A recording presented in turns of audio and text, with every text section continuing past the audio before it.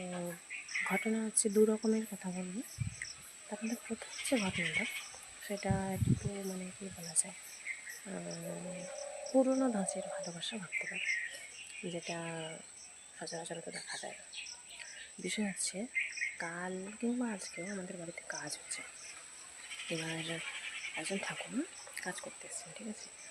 তো ঠাকুমা মানে হচ্ছে প্রচুর বয়স হয়ে গেছে, থুরথুরে হয়ে গেছে, ওরকমটা ভেবো না, সম্পর্কের দিক দিয়ে ঠাকুমা, ঠিক আছে।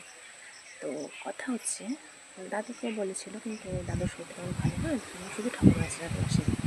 কালকেরও সেম হয়েছিল। এবার দাদু আর ঠাকুমার মধ্যে বন্ডিংটা কেমন বলিস না, যদি দুজন কোথাও কাজ করতে যায় সেক্ষেত্রে হয় কি না, দুজনেই সে জল খাওয়ার হোক ভাত খাওয়ার হোক যা হোক খেলো, বেশ ঠিক আছে, জল খাওয়ার ভাত খাবার দুজনে খেয়ে নিল, কোনো ব্যাপার নেই। কিন্তু যদি একজন কাজ করতে যায় আর একজন যদি কাজ করতে না যায়, তো কাছে পিঠে হলে কী করে, সে যতটুকু খাওয়ার হোক যা হোক সেই খাবারটা বাড়িতে নিয়ে এসে দুজন ভাগাভাগি করে খায়। অথবা যদি অনেকটা ডিস্টেন্সে হয়, একজন খায় না, কখন বাড়ি আসবে তারপর রান্না করে দুজন একসাথে খাবে। বাড়িতে থাকা মানুষটাও খায় না, যে কাজ করতে গেছে সেও খায় না।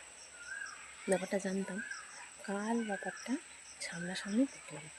তো মা তো বলছে যে আর না না, তুমি কেন না খেয়ে থাকবে, তুমি খেয়ে নাও, আমি খাবার দিয়ে দিচ্ছি, তুমি সেই খাবারটা নিয়ে যাবে কাকুর জন্য।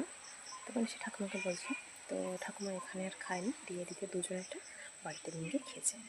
তো এটা হচ্ছে ওদের এত বছরের বন্ডিং, ঠিক আছে, সুন্দর মিষ্টি ব্যাপার, তাই না?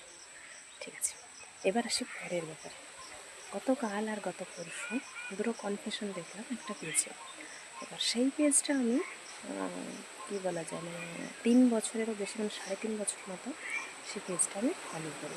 আমার ভালো লাগে, বিভিন্ন জনের অভিজ্ঞতা শেয়ার করে, বা কাউকে ভালো লাগে ভালোবাসে, বিভিন্ন ব্যাপার শেয়ার করে, বা কোনো কিছু পরীক্ষার জন্য প্রিপারেশন নেওয়ার ব্যাপারে, মানে সেটা মূলত কী বলা যায়, যেমন একটা খিল্লি করার যেমন পেজ, তেমন অনেক কিছু ভালোও জানতে পারা যায়, ঠিক আছে, সেই পেজ থেকে।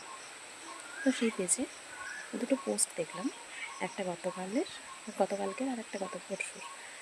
দুটোই যে দুজন ব্যক্তি করেছে আমাকে উদ্দেশ্য করে। একজন কে করেছে এটা আমি বুঝতে পারছি, আমার ব্যাচমেট।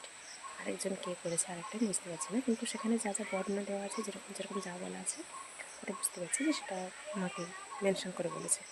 কিন্তু আরেকটা বিষয় হচ্ছে, সেখানে কিন্তু নাম বলা নেই, ঠিক আছে, নাম বললে আমার পদবিটা দেওয়া আছে, তো সেটা বুঝেই সবটা জানলাম।